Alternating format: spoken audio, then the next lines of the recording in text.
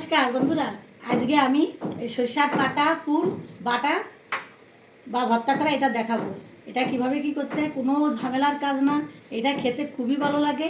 এটা আমি এক এক করে এই ফুল আর এই পাতাগুলি সব এরকম করে আমি এরকম করে ছিঁড়ে নেবো।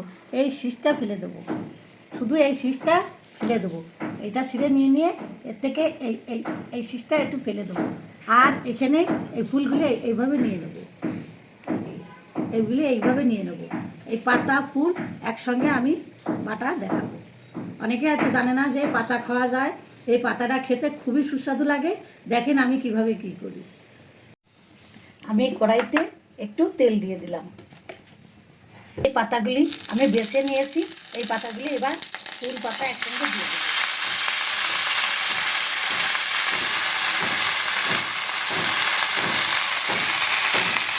এই কয়টা এই কাঁচা লঙ্কা চিরা দিয়ে দেবো। আমি পরিমাণ মতো লবণ দিয়ে দেবো, হালকা একটু হলুদ দিয়ে দেবো। চিনি খাওয়া ক্ষতি, তাই আমি একটু এর ভিতর এই অল্প একটু আপেল দিয়ে দেবো। এবার আমি এটা ভালো করে একটু নেড়ে নেব। এটা করতে কোনো ঝামেলা না। এইভাবে একটু নেড়ে নিয়ে তারপরে আমি পাতাটা কতটুকু হয়ে গেছে, এই পাতা একদম মানে এই যে আমি একটু নেড়ে নিলাম হালকা করে, প্রায় হয়ে গেছে। ভাজাটা হয়ে গেছে, নেড়ে নেওয়া হয়ে গেছে। এখন এটা আমি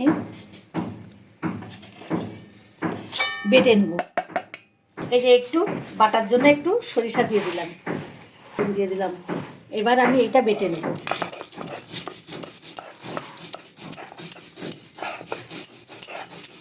বেশি কিছুর প্রয়োজন হয় না, এই দুইটা উপকরণে। এইবার আমি এই পাতাটা বেটে নেব। এই সরিষা দিয়ে, অল্প দুটো সরিষা দিয়ে এই পাতাটা ভালো করে বেটে নেব।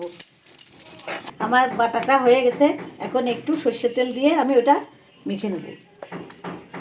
এভাবে মেখে নেব। এই খেতে কত সুন্দর লাগবে, আপনারা এইভাবে করবেন। দেখেন আমি কত অল্প সময়ের ভিতর এইটা ভর্তা করে নিয়ে আসলাম। এটা দিয়ে এক থালা ভাত নিমিশেই খাওয়া যাবে, এতে মেলা কিছুর দরকার হয় না। এটা এইভাবে বেটে খেয়ে দেখবেন, খুবই ভালো লাগবে। দেখেন কত সুন্দর কালার, আর খেতেও তেমন হয়েছে। আপনারা এইভাবে দুটো জিনিস দিয়েই এই ভর্তাটা করে খেয়ে দেখবেন। গরম গরম ধোয়া ওটা ভাতের সঙ্গে মেখে একদম খেয়ে দেখবেন কত সুন্দর লাগবে। এই দুটো উপকরণেই হয়ে যায়, 5টা উপকরণ দরকার হয় না। ভালো লাগলে কমেন্টস করবেন। ভালো থাকেন, সুস্থ থাকেন আপনারা সবাই।